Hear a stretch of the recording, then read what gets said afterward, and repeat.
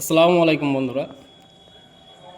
এখন আপনাদেরকে দেখাবো ডিভিআরের ভিতরে হার্ড ডিস্ক কীভাবে ইনস্টল হয়। তো ডিভিআরের চারখানা স্ক্রু থাকে। এই যে এখানে একটা স্ক্রু আছে, এখানে একটা স্ক্রু আছে, এই সাইডে একটা স্ক্রু আছে, এই সাইডে একটা স্ক্রু আছে। এই উপরের কভারটা খোলার জন্য আমাকে চারখানা স্ক্রু খুলতে হবে। তো ফটাফট স্ক্রু চারটে খুলে নিই আগে। তো স্ক্রু খোলা কমপ্লিট। এখন কভারটা খুলব। সিম্পল পিছনের দিকে টানলেই বেরিয়ে চলে আসবে।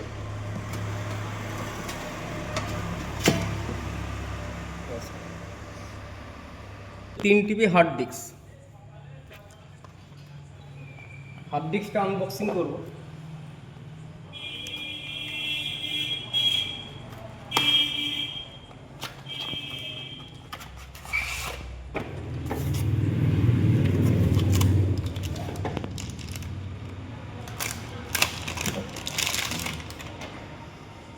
হার্ড ডিস্কের কিছুই না, জাস্ট চারটে স্ক্রু পয়েন্ট থাকবে, একটা পাওয়ার কানেক্টার, একটা শাটা কেবলের কানেক্টার, ব্যাস এতটুকুই হার্ড ডিস্ক।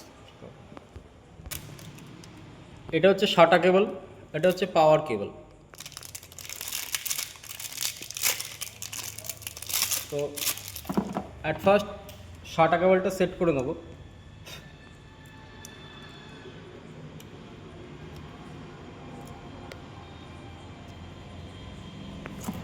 এরপরে পাওয়ার কেবলটা সেট করে নেব।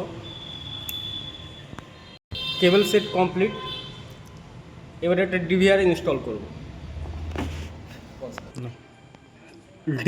ডিভিআর হার্ড ডিস্ক ইনস্টল একদম সিম্পল ব্যাপার। এখানে দেখতেই পাচ্ছেন চারটে স্ক্রু আছে, চারটে পয়েন্ট করা আছে। তো ডিভিআরের সঙ্গে যে চারটে স্ক্রু এসেছিল, সেই চারটে স্ক্রু এখন এখানে লাগিয়ে দেবো। Hard disk install complete. দেখতেই পাচ্ছেন চারটে পয়েন্টে চারটে স্ক্রু আমি ইনস্টল করে দিয়েছি। এখন এখানে আমার পাওয়ার কানেক্টরটা বসবে, এখানে আমার শাটা কেবলটা বসবে। এই হচ্ছে শাটা কেবল,